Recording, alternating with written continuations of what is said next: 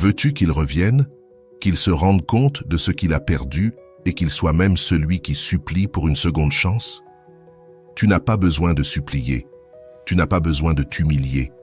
Il suffit d'un seul message, un message simple mais puissant, qui frappe directement son ego et réveille sa plus grande peur, la peur de te perdre pour toujours. Ce n'est pas n'importe quel message, c'est une phrase soigneusement construite qui active les bons mécanismes psychologiques dans son esprit. Pendant que toi tu souffrais, lui vivait dans une bulle de confort. Il croyait que tu serais toujours là, qu'il pouvait te prendre ou te laisser à sa guise. Il pensait que ton amour était garanti, inépuisable. Mais il y a quelque chose qu'il ignore, une chose que son ego masculin ne peut pas supporter. La possibilité réelle, tangible et concrète que tu aies avancé sans lui, que tu aies retrouvé ton propre pouvoir, que tu aies découvert qu'il ne t'est pas nécessaire pour être complète. Quand un homme réalise que la femme qu'il prenait pour acquise a commencé à se valoriser elle-même, quelque chose se brise en lui. Son monde vacille, sa confiance s'effondre, son ego entre en panique totale, parce qu'il a toujours agi en partant d'une prémisse fausse, que tu étais perdu sans lui, que tu avais plus besoin de la relation que lui, que c'était lui qui contrôlait la situation. Mais quand il reçoit ce message précis, toutes ses illusions s'écroulent en quelques secondes. Son esprit commence à traiter une nouvelle réalité. Une réalité où tu ne le supplies pas de revenir. Une réalité où tu ne le poursuis pas. Une réalité où tu as pris le contrôle de ta vie. Et cela l'effraie plus que tout au monde. Parce que les hommes ont besoin de se sentir indispensables, de se sentir importants dans ta vie, d'avoir la certitude d'occuper une place unique que personne d'autre ne peut combler. Mais quand ton message lui démontre le contraire, quand il lui révèle que tu as trouvé ta propre force, alors son monde se retourne. Soudain, c'est lui qui se retrouve en position de vulnérabilité. Soudain, c'est lui qui a peur de te perdre. Soudain, c'est lui qui se rend compte qu'il a commis l'erreur la plus grave de sa vie. Ce message n'est pas une supplique désespérée, ni une manipulation pour le reconquérir. C'est simplement la vérité la plus pure, exprimée de la manière la plus puissante. C'est ta déclaration d'indépendance émotionnelle. C'est ta façon de lui rappeler qui tu es vraiment, de lui rappeler ton véritable prix, de lui rappeler que tu mérites quelqu'un qui t'élit chaque jour, et pas seulement quand cela l'arrange. Et lorsqu'il lira ces mots, son cerveau passera en mode alerte. Il commencera à repenser à tous les moments que vous avez partagés. Il commencera à regretter ton rire, ta présence, ta manière unique de voir le monde. Il commencera à t'imaginer vivant sans lui et cette image le détruira de l'intérieur. Car pour la première fois, il comprendra que tu peux réellement le perdre, pas comme une possibilité vague, mais comme une réalité imminente. Son orgueil, qui jusque-là le tenait éloigné, deviendra son pire ennemi. Il voudra répondre immédiatement. Il voudra t'appeler, te voir, te récupérer, avant qu'il ne soit trop tard. Mais le plus beau, c'est que sa réaction n'a plus d'importance. Parce qu'au moment où tu envoies ce message, tu as déjà gagné. Tu as récupéré ton pouvoir personnel. Tu as cessé d'être la victime de la situation. Tu as repris le contrôle de ton histoire. Et cela, plus qu'une réconciliation, est le véritable prix. Car une femme qui connaît sa valeur est imparable. Une femme qui ne mendie pas l'amour est magnétique. Une femme complète par elle-même est irrésistible. Ce message ne sert pas seulement à le faire revenir, il te transforme en la version la plus puissante de toi-même, la version qu'il a perdue, la version pour laquelle il suppliera de revenir, la version qu'il n'a jamais su vraiment apprécier. Mais avant de te révéler ce message puissant, je t'invite à t'abonner à cette chaîne. Cela permet à d'autres personnes qui ont besoin de ce contenu de le découvrir aussi. Et n'oublie pas de partager cette vidéo avec une amie ou un proche à qui ce message pourrait changer la vie. Commençons maintenant. L'erreur la plus fréquente, c'est d'écrire sous le coup du besoin « Tu me manques, reviens, je ne peux pas vivre sans toi ». Ces phrases n'attirent pas, elles provoquent de la pitié. Le bon message doit transmettre quelque chose de bien plus fort, que tu as le pouvoir et que c'est lui qui est sur le point de perdre l'opportunité la plus précieuse de sa vie. Et voici ce que beaucoup ne comprennent pas. Il ne s'agit pas seulement d'écrire de jolies phrases, mais de créer une réalité où c'est toi le prix qu'il risque de perdre. Quand tu écris depuis le manque, tu t'affiches comme quelqu'un qui mendie des miettes d'attention. Mais quand tu écris depuis l'abondance, depuis la certitude de ta propre valeur, alors ton message devient une déclaration de pouvoir. Le secret est dans l'inversion des rôles. La majorité des gens supplient pour obtenir une seconde chance. Toi, tu offres une dernière chance. Ce n'est pas « s'il te plaît, reprends-moi ». C'est « voici ta dernière opportunité de montrer que tu mérites encore une place dans ma vie ». La différence est énorme.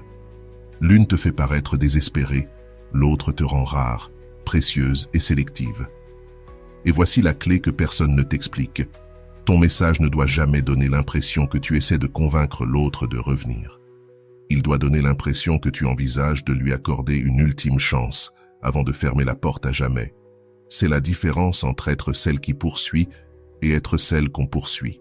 Le message puissant repose sur 3 piliers essentiels. D'abord, l'absence d'explication. Tu n'as pas besoin de justifier pourquoi tu écris, ni de raconter tes émotions. Tu affirmes une réalité claire et c'est tout. Ensuite, l'absence de supplication déguisée. Beaucoup croient être fortes en écrivant « Je pense que nous méritons une autre chance ». Mais cela reste une supplique, simplement mieux habillée. Le vrai message ne demande rien, il offre quelque chose de rare, ta considération.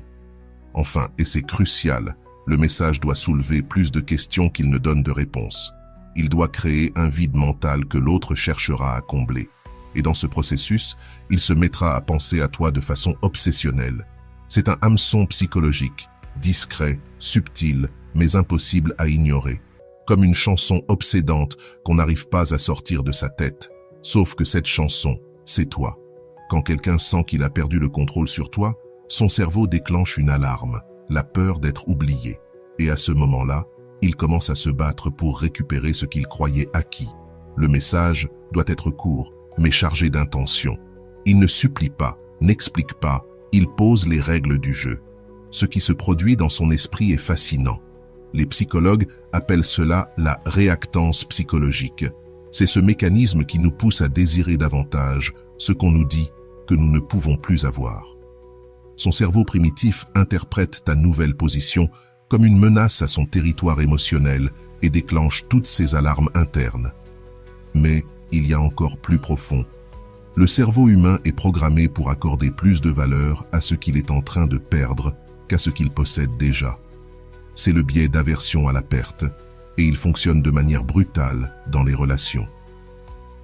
Quand il réalise que tu n'es plus une option garantie, que tu n'es plus là à attendre, sa perception de ta valeur explose instantanément. Le vrai pouvoir de ce message, c'est qu'il active la perception de rareté. Tu n'es pas disponible à n'importe quel moment. Tu es en train d'évaluer si cette relation mérite encore ton temps et ton énergie. Et c'est cette inversion de dynamique qui crée l'urgence, ce besoin d'agir avant qu'il ne soit trop tard. Et voici le coup de grâce.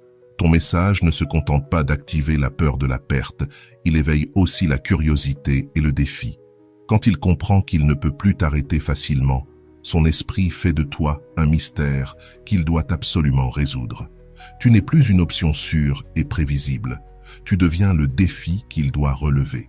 Car il existe une loi fondamentale dans la psychologie humaine. Nous accordons toujours plus de valeur à ce qui nous demande un effort pour être obtenu. Et ce message réveille exactement ce principe. C'est un mécanisme de survie ancestrale qui continue d'agir dans nos relations modernes. Quand ton message arrive après une période de silence, après que cette personne ait assumé que tu avais perdu tout intérêt pour toujours, l'impact est dévastateur. Sa tête avait déjà commencé le processus de deuil, elle s'était résignée à ton absence, et soudain, tu réapparais. Mais pas comme avant. Tu reviens différent, transformé, comme quelqu'un qui a évolué, qui n'a plus besoin de validation externe. Ton message agit comme un briseur de schéma. Il détruit toutes les attentes que cette personne avait sur ton comportement. Elle attendait de la désespération. Elle trouve du contrôle. Elle attendait des supplications. Elle reçoit une offre. Elle attendait un besoin. Elle découvre de l'abondance. Cette rupture de schéma provoque une confusion cognitive que le cerveau cherche à résoudre immédiatement. Et c'est là que réside la puissance de ce mécanisme. Quand l'esprit est confus, il cherche instinctivement un repère familier pour se sentir en sécurité. Et ce repère, c'est toi, vos souvenirs, la connexion que vous avez partagée. Alors son esprit est obligé de revivre tous les moments positifs, simplement pour comprendre cette nouvelle version de toi. Mais ce n'est pas tout. Le bon message active ce qu'on appelle un ancrage émotionnel. Il ne communique pas que des mots, il transmet une émotion précise, le respect. Quand quelqu'un lit un message qui exprime du pouvoir sans agressivité, de l'abondance sans arrogance, de la fermeté sans cruauté, quelque chose en lui reconnaît cette énergie et la respecte immédiatement. Le cerveau humain est programmé pour suivre un leadership authentique. Quand il détecte que tu as réellement repris le contrôle de ta vie et de tes choix, il ressent instinctivement le besoin de se rapprocher de toi. C'est de la survie sociale élémentaire. S'associer à ceux qui ont du pouvoir augmente nos chances de survie et de succès. Mais ce message touche encore plus profondément. Il active la peur primitive de l'abandon, mais d'une façon subtile et élégante. Tu ne menaces pas directement, tu révèles simplement une réalité. Ta présence n'est plus garantie. Et cette peur de l'abandon est l'une des forces les plus puissantes de la psyché humaine, car elle est directement liée à nos instincts les plus basiques.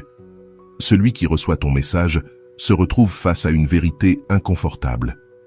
Et si, depuis tout ce temps, il avait sous-estimé ta véritable valeur? Cette réalisation agit comme un virus mental qui infecte toute sa conscience et colore chaque pensée liée à toi d'une nouvelle perspective. Alors, que dois-tu écrire? Quelque chose comme « Je veux juste que tu saches que je ne garde aucun ressentiment. » Ce que nous avons vécu était réel. Mais si un jour tu penses à revenir, souviens-toi que je ne suis plus la même personne que tu as connue. Aujourd'hui, je suis plus fort, plus conscient, et je ne me contente plus de moins que ce que je mérite. Ce message ne demande rien, n'implore rien.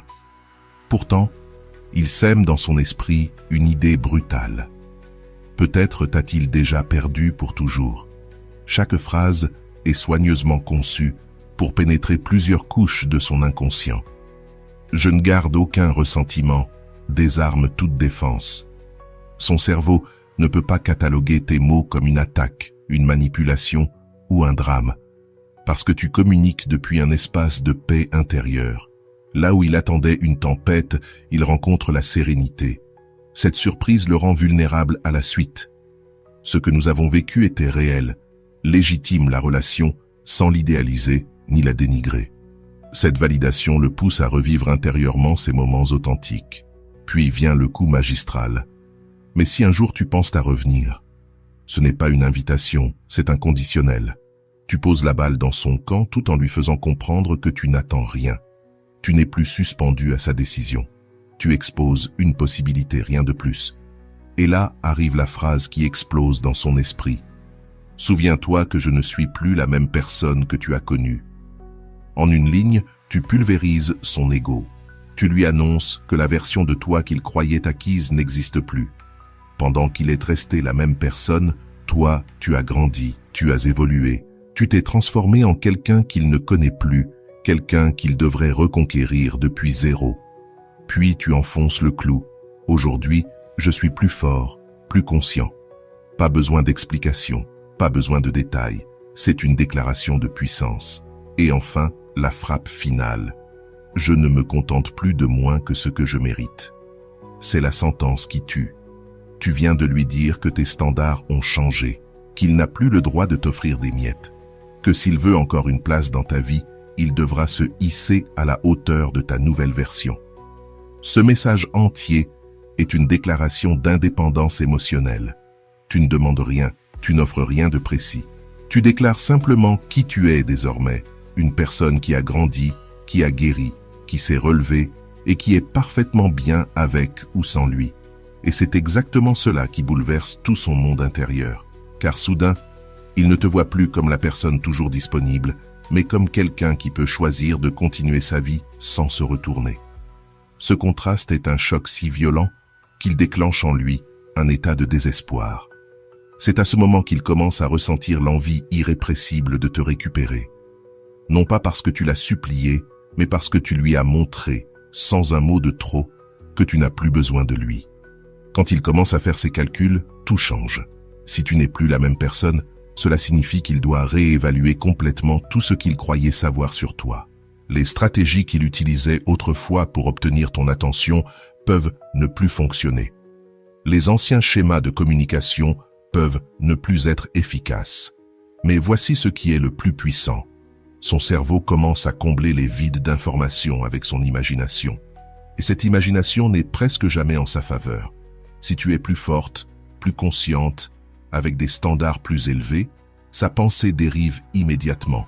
Peut-être que d'autres personnes s'intéressent à toi, peut-être que tu as de nouvelles opportunités, peut-être que ta vie est désormais plus pleine et plus riche. Alors, un mécanisme primitif s'active. La peur de l'abandon, brutale, intense, impossible à ignorer. Il réalise que peut-être il t'a vraiment perdu, pas seulement pour un temps comme il l'avait supposé, mais définitivement. Et c'est ce doute qui le torture, car il n'y a aucune certitude. Son ego, habitué à croire qu'il gardait un certain contrôle ou au moins une influence sur tes émotions, est confronté à une réalité terrible. Ce contrôle a disparu. Désormais, il ne peut plus prédire tes réactions. Il ne peut plus utiliser les vieilles techniques qui marchaient avant. Il ne peut plus tenir pour acquise ta disponibilité émotionnelle. La phrase « elle peut continuer sa vie sans se retourner » résonne dans son esprit comme une cloche funèbre, détruisant ses illusions d'une réconciliation facile. Il comprend que la question n'est plus quand vous allez revenir ensemble, mais si cette possibilité existe encore. Et voici le tournant psychologique le plus brutal. Son esprit commence à idéaliser rétrospectivement ce que vous aviez. Tous les problèmes, toutes les raisons pour lesquelles la relation avait échoué s'effacent peu à peu, comparé à l'angoisse de te perdre pour toujours. Son cerveau réécrit les souvenirs, mettant en avant les bons moments et floutant les mauvais.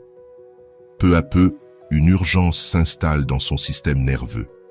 Pas l'urgence paniquée de quelqu'un qui perd quelque chose sous ses yeux, mais une urgence plus subtile, celle de sentir qu'une fenêtre d'opportunité est en train de se fermer et que bientôt, elle ne s'ouvrira plus jamais.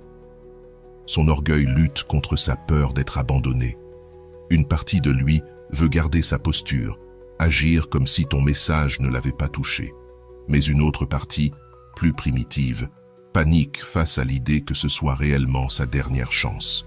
Ton message l'a placé dans une position impossible. S'il répond immédiatement, il admet qu'il te manque et que tu l'as atteint. S'il ne répond pas, il prend le risque que tu interprètes son silence comme un désintérêt définitif et que tu fermes la porte pour toujours. S'il répond en retard, il doit expliquer pourquoi, ce qui revient à admettre qu'il a pensé à toi tout ce temps. C'est là la véritable génialité du message. Peu importe comment il réagit, tu as déjà gagné. Tu as repris tout le pouvoir dans la dynamique, tu as élevé ton image dans sa perception, et tu as planté en lui une graine d'urgence qui grandira chaque jour où il ne saura pas s'il peut encore te récupérer, ou s'il t'a perdu à jamais. Souviens-toi, la clé n'est jamais de mendier l'amour. La clé, c'est de montrer que ta valeur est si grande que, s'il ne sait pas en prendre soin, il la perdra pour toujours. Voilà le vrai message qui le fera revenir. Non pas parce que toi tu as besoin de lui, mais parce que lui ne supporte pas l'idée de vivre sans ce qu'il ne pourra jamais remplacer. Si ce message t'a parlé, écris-le-moi dans les commentaires en disant « Je vais envoyer ce message ». Cela me prouvera que tu as compris et que tu es prête à reprendre ton pouvoir.